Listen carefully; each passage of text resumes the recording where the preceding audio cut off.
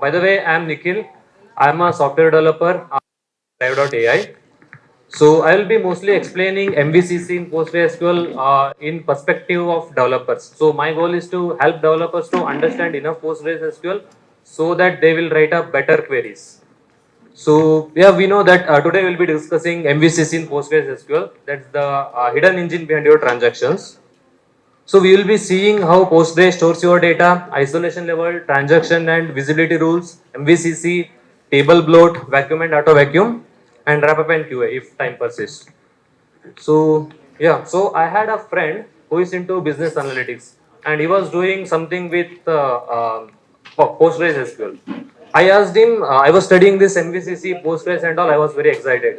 So I asked him, hey man, you know what happens when you do a insert? And he told, yeah, I know. When I do a insert, that query will be get inserted into table. I told, fine. But what do you mean by a table? There will be no table, right? At the end of the day, everything has to be either in disk or memory address. He told, why do you need to know all these things? For me, if I insert a query and it is getting inserted into table, that's more than enough. He was not wrong either. But I needed a more concrete answer. So in our project, we were facing some of the issues like the table was being locked for 6 hours, 8 hours, and we were not able to figure out which is the underlying query which is causing these issues. And there was one API, in certain edge cases, it was taking more than 40 seconds. When we understand these things, we were able to optimize that API to give results within 2 seconds, and also we were able to figure out the exact query, exact function which is causing that lock issues. So when you understand these things, you will be able to visualize what might be happening under the hood. So you can debug very quickly. So first I will explain you the overall architecture of PostgreSQL. So in the image you can see there is a web server or web app. So usually this web server means it's not the front end. Your front end won't be having access to your database directly. It will be the backend application. And this connect one, connect through, connect three means those are nothing but connections. So if you are building a backend application, usually you won't be creating a connection for every query, then you will execute that query, then you will destroy that connection. If a new request comes, you are again creating a new connection, executing that connection, then destroying that connection. That doesn't make sense. So usually you will be having a connection pool. So whenever the request comes, you will borrow a connection from the pool, you execute a query, and then you will release back to the pool. So it is more efficient. And in Postgres is, as we know, that it's a process based, not thread based. So what do you mean by a process? First, in simple terms, if I have to say, if you install or if you download any .exe or .bin file, and when you double click on that, a new window will get open, right? And if you double click on that again, a new window will get open. So those are nothing but two processes. They will be having their own separate memory, they will be having their own separate heap, they will be having their own separate variables. So processes are independent of each other. While a thread is nothing but a lightweight process. So if you have 10 threads, which means they are linked to the same process. So in Postgres, every connection will be assigned to a backend process. While in case of MySQL is thread based. So every connection is a thread. So the problem with that is, suppose your thread got failed due to some any low level errors, segmentation fault, anything. So in those cases, the parent process will also get failed. And imagine if a process is having 10 threads, which means 10 connections. So if one connection fails, there is a possibility that all other 10 connections will also get failed. But while in case of Postgres, if one connection fails, then there will be only one backend process that will be failing. And next, the background workers. So when you get a query, the backend process will analyze, plan, and either it can execute the query, or if it is too heavy, then it will outsource that to the background workers. And then there is an important component, that is shared memory. Shared memory is nothing but it's a portion of your RAM. Usually your server's RAM. Usually it will be 25 to 40%, but you can configure it. So in Postgres, whatever the data you will be having in table, that is saved in the disk. And you cannot directly query from the disk in Postgres. You can, but it is very slow. So you cannot directly query the data from the disk. So whatever the data is there, it will be stored in pages, but we will explain, I will explain what do you mean by page later. So the data has to be first loaded into RAM, and then we have to do any operation, whether it read, write, update, anything. So I will be using RAM, shared memory, shared buffer interchangeably because all they mean same in this context. So when you execute a query, the data has to be first loaded into RAM, then only you can do anything. And we have val that I will explain later, and auto vacuum workers also I will explain at the end. And there are some helping processes called auxiliary processes. One is background writer and check pointer. So when you insert a data, so that data will be first inserted into RAM, not into not directly into the disk. So these background writer and check pointer will make sure that they will run in certain intervals. So they will make sure that whatever the data is in RAM, that is being flushed or saved in the disk. And LG is nothing but the logging. If you can enable logging. AVL is auto vacuum launcher, so that is also I will explain later. And the below WAW or WW, those are related to val centers. Those we will say later. And there is one more important process, that is postmaster process. Imagine you inserted some data and the data is in the RAM currently. So before this check pointer and background writer is actually flushing those changes to the disk, what if our database got crashed? So that data will be lost. So in that case, we have that mechanism called val, and when you restart the DB, this postmaster will process and the starter process will make sure that the data which is supposed to be in the table is in sync. It will replay this val records and it will gain again the same data. And let's see what happens when you do a insert. When you create a table, a new file will be created in your server, and you can query those files and you can actually see.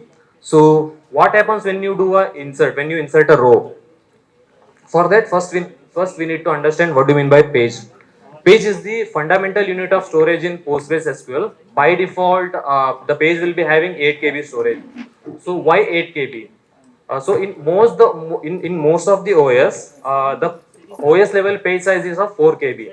But 4 KB is little bit small because every page contains some of the metadata, and they also need to contain the data.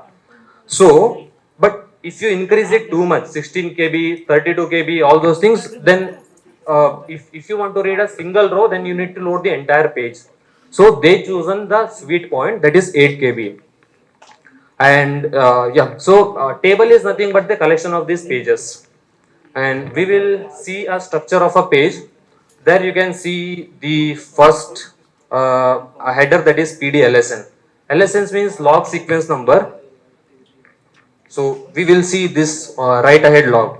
So what happens is when you insert a row, that row will be first inserted in the RAM, and after that there will be a separate file called val file, that so that there will be like a record will be inserted in that val record, and each val record will contain the query. Not in the sense literal query, it will be having a pointer to your older version and the data and what kind of resource it is, whether it's a heap or whether it's an index file, those things. But for our simplicity, we will say it as a query. So every val record will contain the query and the page number which it changed, and the CS checksum. So we know that if we insert the data into RAM and in between our DB got crashed, so we can recover that. But what if we are writing the val, and that in between that we are writing the log that val got crashed? So how we will get to know that whether that val record is valid or not? So your query will be passed to an algorithm called CRC32, cyclic redundancy check. It will give you a value, and that value will be saved along with that val entry. So next time when you replay the this val record, it will again apply the same CRC32 algorithm. If both the value matches, then means our val record is correct. It's not corrupted. If it is corrupted, then Postgres will skip that record. And Yeah, this log sequence number is nothing but you can consider it as UUID, a unique identifier. And these val record has to be flushed to immediately to the disk, not like our normal data that will be in RAM, but then later checkpointer and background writer will flush those changes to the disk. But in case of val, these has to be flushed immediately. Immediately in the sense, just after when you do a commit, these changes has to be saved in the file, val file. So this PDLSN is nothing but the latest val entry which has been executed in this page. So this is very helpful while you are recovering the data. And checksum is same which I explained, but it will be in entire page level. So when you load the entire page from the disk to the RAM, it will check whether the page is loaded properly or not. And PD flags contains multiple flags. This PD special means if in index files there will be a separate space after the data. So this will contain a pointer to these areas. And page size version is nothing but this by default it will be 8 KB, right? So if you change something, then that will be stored here. What is the size of this page? And prune XID is also like, so this will store a transaction ID. Basically, it will say that the transaction or the tuples or the dead tuples which are having transaction ID this and the below, they are safer to delete. No other transaction is using these records. And this PD lower and PD upper are two important ones. Here you will see this line pointers. Line pointer is nothing but it's an array called line pointer array. And here you will see the tuple 1, tuple 2. These are the actual data, the data which will be inserted into the row. So here you see this is the starting point of the data part of the first row. And the memory address of this will be stored in the first element of this line pointer array. Similarly, the starting point of the second row of the data will be stored in this second element of the line pointer array. And these are these free spaces, and this PD lower will actually contain a memory address, and it will say that this is the starting point of free space in the page. This PD upper will say that this is the starting point of the data part in the page.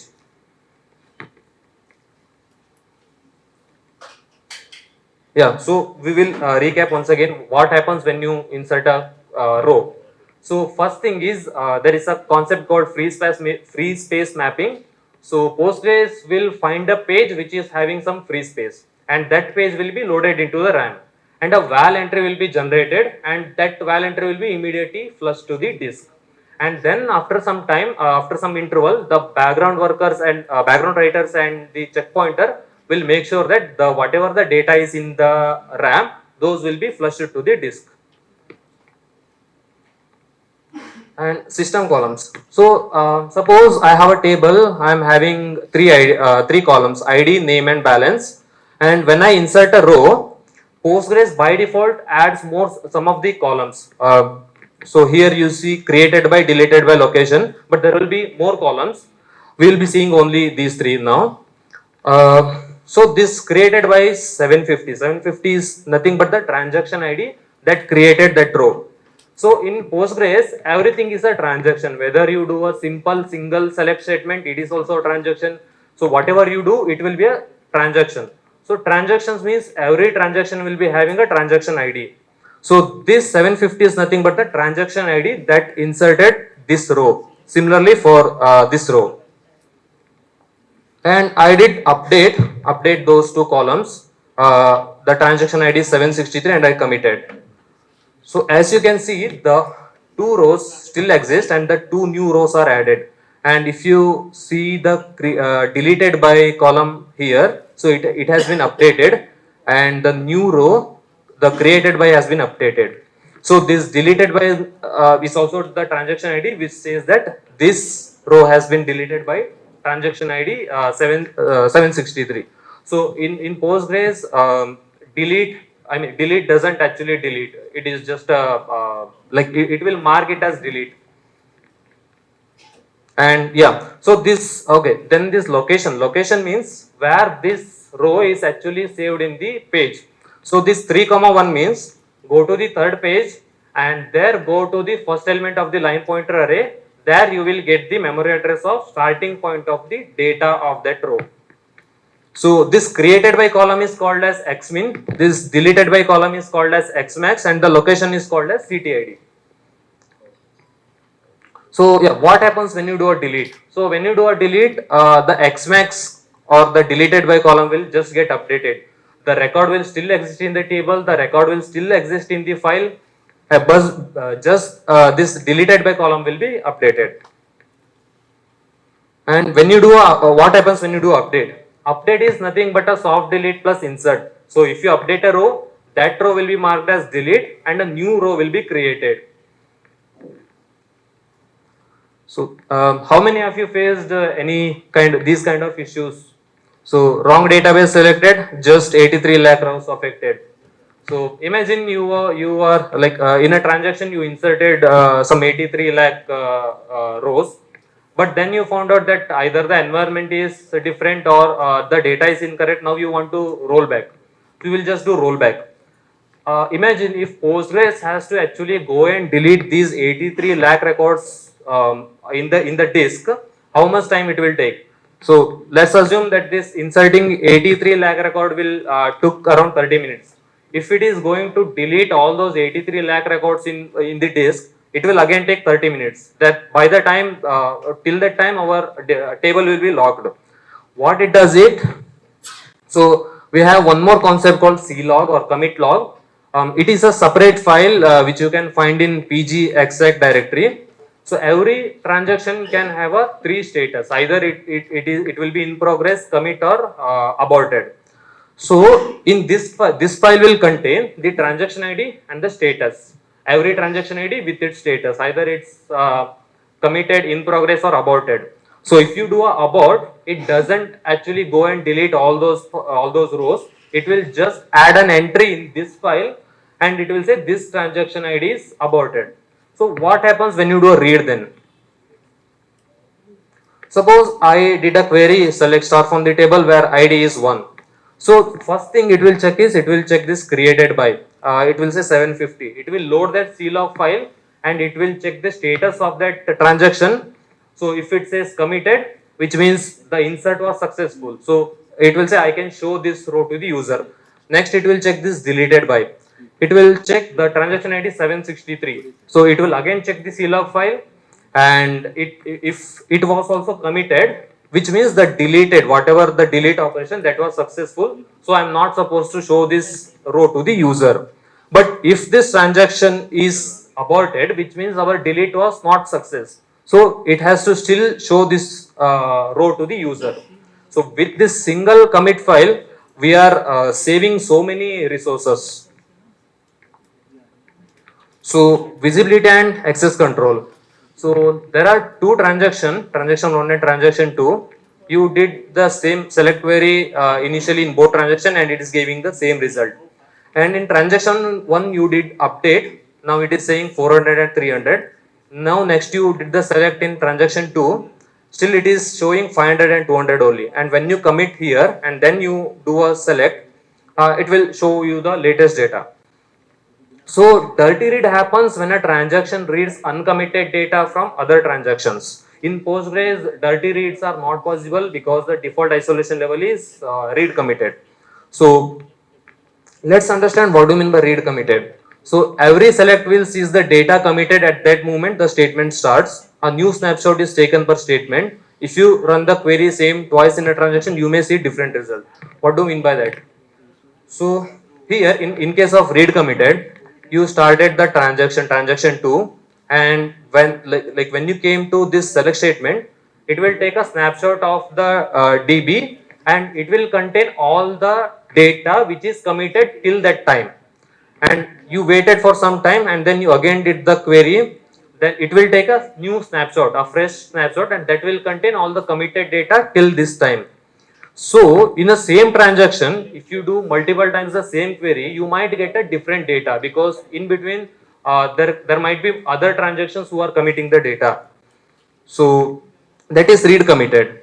So in repeatable read, all statements in the same transaction see data as it was when the transaction started. A single snapshot is taken once per transaction. which means in repeatable read, as soon as this transaction starts, it will take a snapshot, and that snapshot will be same till the end of this transaction. So no matter how many times you do the select statement or you do the same query, you will get the exact same data. And one more is serializable.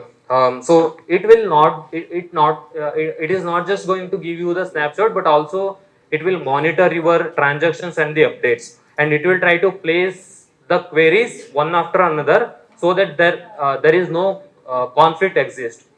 Uh, so imagine in transaction one, we are updating Alice minus 100 and Bob plus 100. At the same time, in transaction two, we are updating some different data, and then we are committing both these transactions at the same time. So what happens? What happens at that time? So if we were able to commit these things successfully, then there will be data inconsistency. So what serializable will do is it will try to place the statements one after another. In that case, it is not possible because those two are at the same time. So it will abort one of the transactions so that the data will stay consistent. I will give you an example. Suppose imagine you are crossing a road and there are vehicles coming. So read committed means before taking each step, you are checking whether there any vehicle is coming or not. In repeatable read, you will just look at the vehicles once and then you will just directly cross the road. In case of serializable, imagine there is some police or some camera that will be monitoring you and the vehicle every time, and if it feels that there is going to some accident going to happen, it will stop one of you. So actual meaning of MVCC, it's like we are at the end of the movie, then we are showing then we are seeing the title. So MVCC stands for multi-version concurrency control. Multi-version means, as we know, that if you insert a row and then you did update for 10 times, then in the database there will be total 11 rows. All are nothing but the same row, but different versions of the row. That is called multi-version. And for concurrency control, imagine we are building a stock trading platform like Grow, Zerodha, Upstocks. So let's take any particular company. That company will be having its share price, and the share price will be updating every second. And there will be lakhs of users who are reading the same row every second. So in traditional two-phase locking, if you want to write that particular row, or if you want to update that particular row, you have to acquire the write lock, and then you will write. So until that write is finished, the readers won't be able to access that row. And similarly, if reader is trying to read that row, the writer can't, the reader will acquire a lock so that the writer won't be having access to write that row. So, but this is not possible in real time situations like stock trading platform or any Uber, this ride sharing platform, where the captain's data will be updating every time. So, how Postgres or MVCC solves this problem is, when writing, you will write a new row. So at that particular time, if some reader is reading, they will read the old row. And when you create a new row, the users will be automatically redirected to the new row. So here the readers and writers are not blocking each other. That's the core concept of MVCC. So now let's talk about indexing. So you have added a indexing. So you have added an indexing on a column. So what happens is it will generate a structure. It will generate a separate structure, or you can simply assume it as a file. So that will be having key value pair. Key is nothing but the whatever the value you are having in that column, and value will be the physical row location like 3,1, 3,2. So like that. And when you do a query, so it will load that file, and from that file you might be knowing how to read B tree or B plus tree. So let's suppose I have done a query that start from the table where ID is 1. So it will come here and it will see 1 is less than 7, it will come here, and it will again like 1 is less than 3, so it will come here. So it will give you the directly the row location. So it will say assume that 3,1, go to the third page and load the go to the first element of line pointer array where you will get the data part. So if indexing was not there, then Postgres has to load every page one by one, and then it has to check. Suppose you are querying for ID is 100, so it has to check one by one whether ID is 1, ID is 2, or, no, or ID is 3. So that is called sequential scan. So that is not efficient. And when we are updating a index, means you have added a index on a column, then you are updating that row. So if you are not updating the index, then the index file will still point to the old row. So we have to update the index. So whenever you are writing or you are updating a row, we have to update the index. So updating the index means that, as I told, there is no in place update in PostgreSQL. You have to mark the previous value as dead or deleted. You have to write a new entry. So as you can see, previously we were inserting only in table, but now we have to insert in index file also. So your write will be little bit slower. And also, as you keep on updating the index file, the file size of that index will be growing. So that's called index bloat. But we have optimization for this. That's called non-hot update. We have a optimization, but every update doesn't qualify for a hot update. So if a update has to qualify for a hot update, then it should satisfy two conditions. One is the newer version which we are going to insert, and the older version should be in the same page.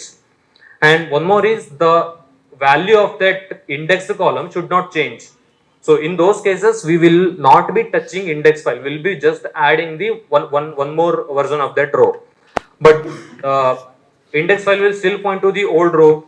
So to manage that, we were having hot chain. So I will explain what do I mean by hot chain in next slides. But as you can see here, we are not updating the index file, so it is much faster. And there is also no index bloat from updates.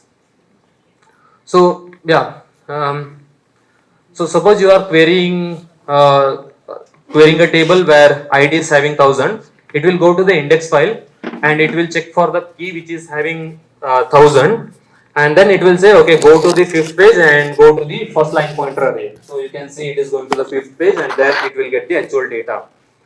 And in case of hot update, the index will still point to the older version, but this older version will redirect you to the newer version so that it will get the new data.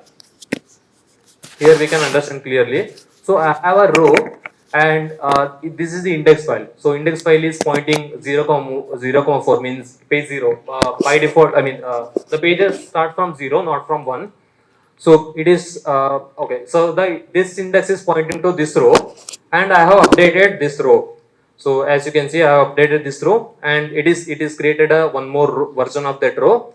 But as you can see, the CT ID of the previous row that has been updated to 0,5. So next time when you do a query, the index file will still point to the older row, but this older row will redirect that to the newest version. So here one question arises, like why there is no hot update across pages. So imagine I inserted a row and I updated that row 10 times, and all the 10 rows are updated in are inserted in different pages. So now I did a query, and it is said the index file will obviously give you the location of the first row. So you loaded the first page, and that first page says go to the second page, and you loaded the second page, then it will tell go to the third page. So similarly, you have to load all the pages. So like you are actually loading 10 pages for a single record, which is not efficient. So loading 10 pages is actually costlier than updating just a single index file. So if both versions are in the same page, then you don't have the need to add load one more page. You can just redirect in the page itself. So that's why there is no hot update across the pages. And here comes our main hero, that is vacuum. So as we know that if you update, the old row will still exist in the table, the old row will still exist in the disk, which will consume space or storage. So here we can see that just to store 5 rows, we are having 2 pages. So which is not efficient. So vacuum will help us to reclaim the space which is occupied by dead tuples. So there is a triggering point for vacuum that is auto vacuum, vacuum threshold plus auto vacuum, vacuum scale factor into relational tuples. Basically, when your table having 20% dead tuples, 20% in comparison to the live tuples, that time this auto vacuum will be running, and this auto vacuum vacuum threshold is by default 50, which means suppose imagine you have a table where you are having 49 rows and all are dead rows. That time it doesn't the auto vacuum doesn't run. So this both conditions should satisfy, then only this auto vacuum will be running. So yeah, I am going to delete 7 million rows from Postgres database. Its size is going to be down, right? Right? Yeah. So same in case for auto vacuum. So even though it says that it will free up the space, but it doesn't. So we will see the comparison of vacuum and vacuum full. So as you can see, this orange means live tuple, gray means dead tuple, and white means free slot. So when you do a vacuum, these dead tuples are marked as free slot. So which means when you do a auto vacuum, it will just update the dead rows as reusable. It doesn't delete them. Those dead tuples will still exist. It will just mark them as reusable. Basically, it will add all the pointers to these dead tuples in the free space mapping page. But while vacuum full, it will create a new page. That new page will consist only the live rows. We will see example. So I inserted 1 million rows. So the number of rows is 1 million and it took 71 MB. Now I updated those 1 million rows, and so the number of rows are 2 million. And now the table storage has been increased to 142 MB. Now I did auto vacuum. So we can see nothing changed. This 2 million rows still exists. The table storage still 142 MB because it is going to just update the row as reusable. And when you do a update, 1 million row update again, that time the new update, the new rows are just occupying these rows which are occupied as reusable. And next, when you do a vacuum full, that is actually going to delete all your deleted rows. So yeah, vacuum full will actually remove the dead tuples completely, and it's a manual operation. So when you do a vacuum full, your table will be locked for until this vacuum full completes, and the use case is very rare. I think already Rajesh talked about when to use or when not to use these things. Yeah, these are the references.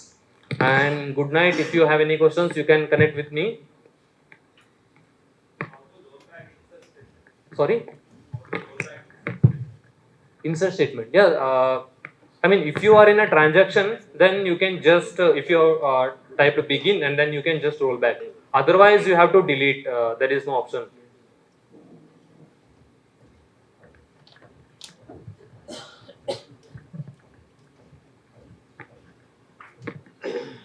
Yeah, thank you.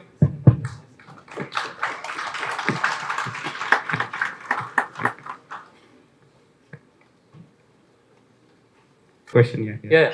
So you mentioned about vacuum full, changing the pointers at the free space map. Sorry, right? Auto vacuum. Auto vacuum. Yeah. Right. So does it also take care of updating the index file when right now the index is pointing to the old tuple? Yeah. And old tuple is redirecting to the new tuple, right? Yeah. So after auto vacuum, the regular vacuum, does it change the pointer at the index file? No, because the row location, the CTID won't get updated in case of auto vacuum. So those row CTID will only get updated in case of vacuum full. Okay. So it will just add the memory address of those dead tuples in the free space mapping. So now there is a new insert that is happening into the same page. Yeah. Right? So then the CTID, what will be the CTID of the new tuple, and how will the index file point to the right tuple when I am looking for the old The index file will be already, I mean, when you do insert, it will be automatically updating, right? So, index file is updating the CTID for the new record which got written into the existing tuple's location. Yes. But the older tuple, which was redirecting you to the new tuple. Yeah. Now how will the index file read to the new tuple? Okay. Uh, I hope I was clear with the question. Yeah. So I need to visualize that thing. Okay, sure. Okay. I think I will explain you later. Sure. We'll do so.